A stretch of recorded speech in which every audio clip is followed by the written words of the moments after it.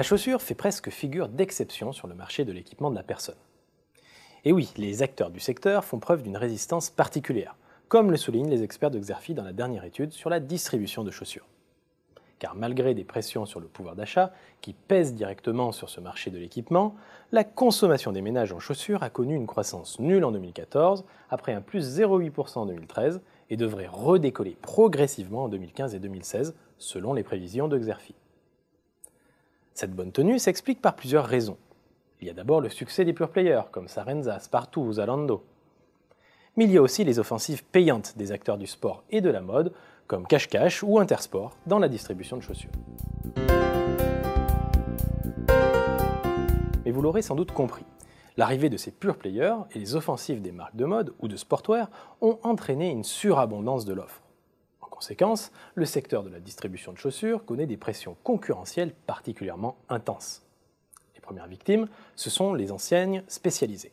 Une tendance symbolisée par les restructurations annoncées par le groupe Vivart avec ses enseignes La Halle ou André, ou encore par la disparition de plusieurs magasins Bata. Ces enseignes peinent aujourd'hui à se différencier face à la concurrence exacerbée. Et puis leurs initiatives pour rendre leur offre plus attractive, comme la digitalisation des points de vente ou les dispositifs cross-canal, ne leur ont pas encore permis de rattraper le retard accumulé sur les pure players. Plus révélateur encore de l'intensité des pressions concurrentielles, certains pure players ont déjà jeté l'éponge. On peut par exemple citer la fermeture du site stylistique par Spartoo. Cela pourrait bien être le signe avant-coureur d'un écrémage parmi les nombreux e-commerçants qui se sont lancés ces dernières années. Dans ce contexte, les enseignes de chaussures vont devoir se donner les moyens de résister. Cela passe par un certain nombre d'axes de développement de leur activité, axes décryptés par les experts de Xerfi dans l'étude. Parmi ceux-ci, on peut d'abord citer l'extension de parcs de magasins, en propre, mais aussi de plus en plus via la franchise.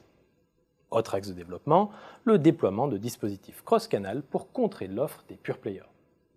On peut aussi citer parmi ces axes la poursuite des efforts dans la digitalisation des points de vente.